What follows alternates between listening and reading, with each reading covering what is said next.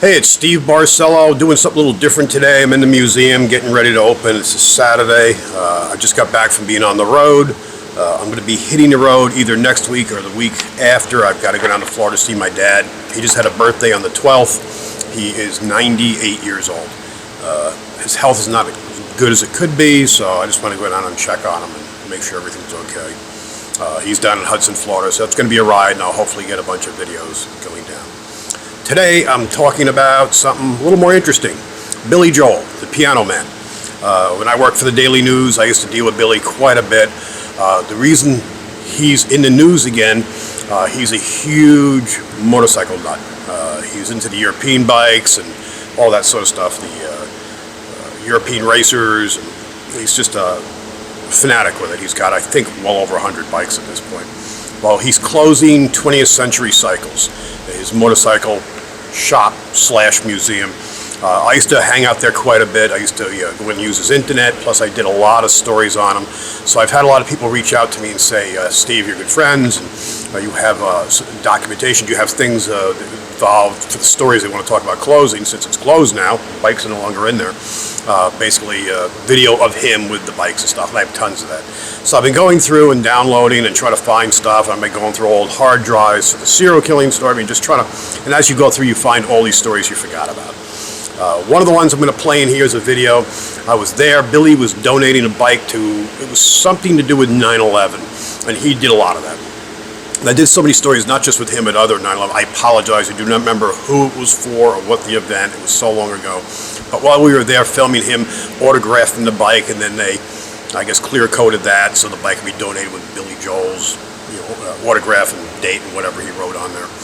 And so basically, we did the story, and when I was there, we always talked about our kids. And this is before he was married to, even knew Alexa Roderick. And I got the first photo of them. They actually got that from me when they did their first date. But anyway, he's got kids with her now, 2 lovely children. But this is basically, we just had Alexa, with Christy Brinkley, kid.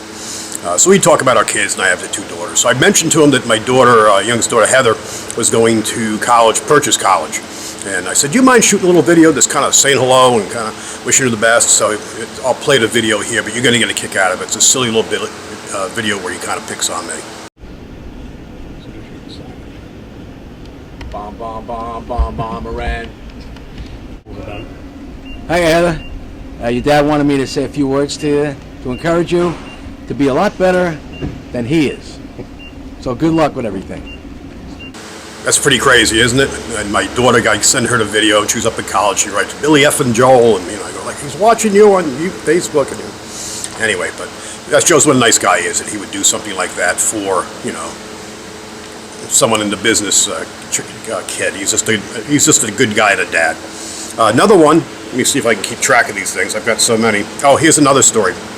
After Hurricane Sandy blew through, there was a lot of stuff going on. We were covering, besides the storm, the aftermath of the big thing that goes through. I mean, it just goes on for years, just like these poor folks up in the hills in North Carolina here.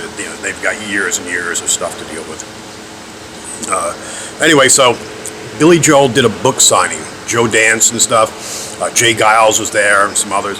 But before that, you don't just do one story a day. You do multiple stories. And sometimes one story has to get bumped because you get preoccupied on another. So my early story I was working was Long Island Power by one of the large office buildings for them. There was protests going on. So I'm there with Newsday and some other people, and we're filming the whole thing and the protest and people with the signs and them getting interviews. And I don't believe we got anyone from Long Island Power to speak that day. I don't recall this. That's not that important for the story, except that I was there interviewing someone with a camera on my shoulder, and I was stepping back, and I fell into a hole where a telephone pole should have been, in front of the power company.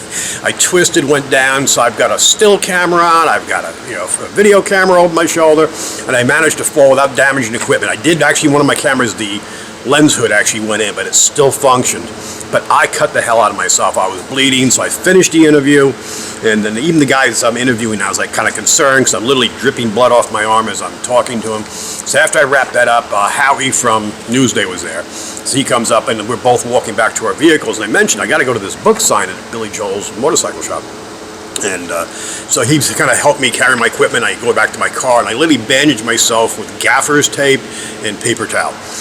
So I head off. I said, Muzzle, I'm up in that neck of the woods. Let me get this done. And I wander into Billy's shop. Now I'm a mess. I got blood all over my pants and stuff. And so Billy stops the book signing, comes up and goes, what the hell happened to you? So I basically explained that I fell in this hole. He goes, you got to come up with a better story than that. That's pathetic. And he says, I got to buy you a little helmet, little arm pads to protect you. And just picking on me. Has Frankie come over, one of the guys that worked him. I don't think he was a retired cop. I think he was still active. And Frankie's a real good guy. So we go over to the sink, they wash me up, they have a first aid kit, they bandage me. So I go back out to my vehicle, grab my tripod, the camera and stuff. I come in and kind of just go through. I just want to, get this, and this, tell me about the book. So I got to meet Joe Dance, and it's the first time he introduced me to Jay Giles, and I thought that was pretty cool. Billy Joe going, Jay Giles, this is Steve Barcelo, Daily News, so anyway, so I go through the interviews. Now the really cool part about this is I already interviewed him, and I talked to him. I said, like, how'd you do with Hurricane Sandy? He kind of gave me that look, goes, my heliport went underwater. He knew how bourgeois that sounded. But as I go through, I interview everyone now, and I kind of talk to people before we film, kind of get a rough idea. And I just go through, and Joe Dance and the whole bit. And again, it's a good little interview with everybody there. And I get to Billy, and at the end, Billy goes on this rant about why he's never had a DWI, and that's incorrect, and that. I didn't ask him any of this. So he gets through this. I'm kind of shocked by this whole thing. And then after I get done, thanks a lot, I appreciate it. I go over, and his guys come over and go, what did you say? How did you get that? Why did he tell you that? But he always did. They always give me that little shock value stuff. So let me play this video. It's pretty cool. It's pretty wild stuff. We're doing a book signing for Tom's book, Rock Garages, and I'm in it. And very nice of him to include me. We're here at my shop, 20th Century Cycles, and we're doing a book signing. Well, for the last couple of years, I've been putting together a book. I've realized I'm not the only guy in the world that likes cars and bikes and rock and roll. Maybe there's other guys. So I found out there's a whole world of rock and roll musicians who love this stuff. So we wrote the book starting 2 years ago, and now we are, the book just came out last week, and I got a delivery. And we brought it here to Billy Joel's 20th Century Cycles in Oyster Bay, Long Island. There was a boy from Oyster Bay, Long Island. And he's, as you can see, he's a big bike guy. He's got about 80 bikes. Jay Giles is here from the Jay Giles Band, who collects Italian cars and Italian motorcycles. And Joel Dancing, who also is in the book. And he is a custom guitar maker from Connecticut. So we just happen to have three of the guys in the book. And proceeds from the sales, $5 from each book, goes towards Harry Chapin's Long Island Cares charity, and $5 from each T-shirt sale from Billy's motorcycle store here goes towards that charity as well. So, we didn't know if we should cancel this event because of the storm, and we decided let's keep it on and let's make a charity component out of it. And turnout's been great. So thanks, Long Island, for turning out. I'm in Tom's new book, and he kindly invited me down here, and I don't live that far away, and I wanted to see all of his motorcycles. Thanks so much.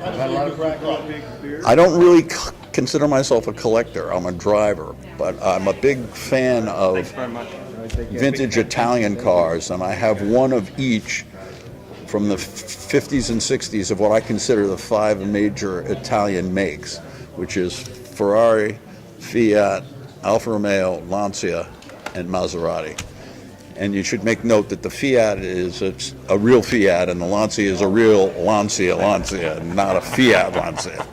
I was featured in Tom's book. I'm a guitar builder, and I'm a motorcycle and car collector and vintage racer. So, I was really excited to be featured in the book, and Michael Allen Ross, a great photographer, came out and shot my collection of Porsches and my race cars, and so we heard it was a really good thing. Tom was going to donate money to the cause here after Sandy, and I wanted to come down and see what I could do to help and sign some books and hang out with some friends of mine. I mean, we built some guitars for Billy Joel as well. So. Anything else I want to add? Yes, I have never had a DWI, despite what everybody thinks. I have never been charged with or convicted of or accused of a DWI. I'd like to end that myth right now. I think getting scars.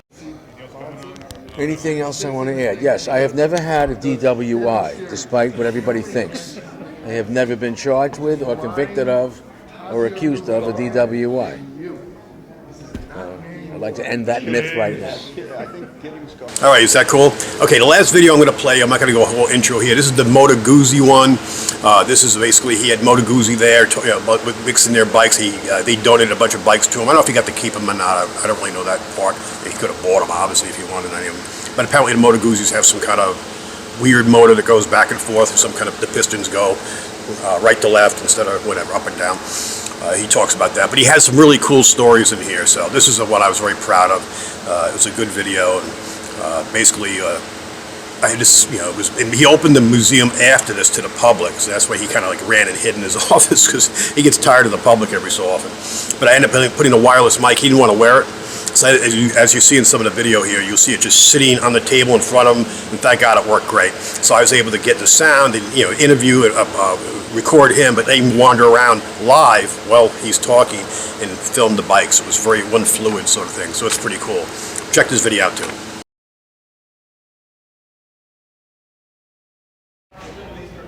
We have an event today with the Moto Guzzi Motorcycle Company. It's a really neat event. Moto Guzzi, an Italian motorcycle manufacturer from Italy, has a big presence here in the New York area, and Billy Joel's a big fan of the bikes, as am I myself. And they invited us up to talk to the press about the importance of cafe racer motorcycles and why Moto Guzzi are back on top.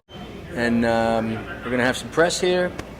We'll answer some questions, go around the shop, look at the motorcycles, and then we'll have general public come on in afterwards, walk around and see the new Moto Guzzi motorcycles. My name's Mike Seat. I'm publisher of Cafe Racer magazine and host and producer of Cafe Racer TV on Discovery Channel. Yeah, we actually met Billy.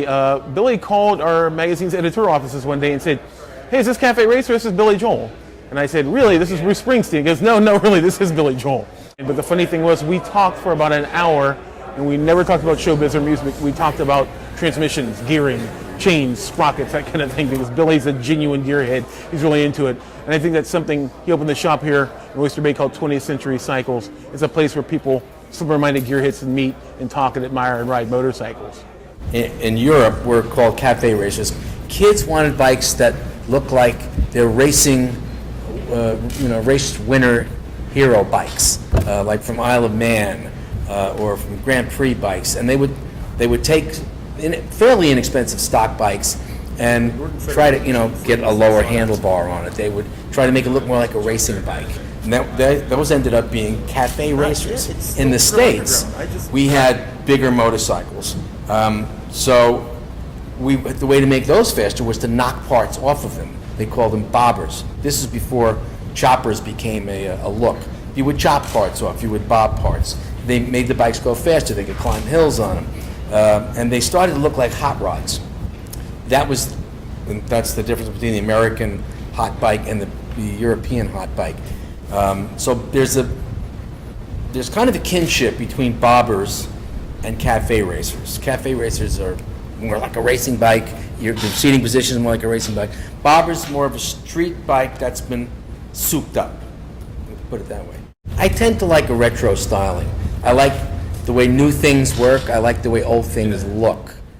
I got interested in Moto Guzzis and cafe racers in general. I bought my first Moto Guzzi in the late 70s. It was a V50, which is a 500cc twin, Italian, nice, kind of sexy looking bike. And I notice sometimes when I get written up, the story about me riding on a motorcycle, he jumped on his chopper, which drives me crazy. I hate choppers.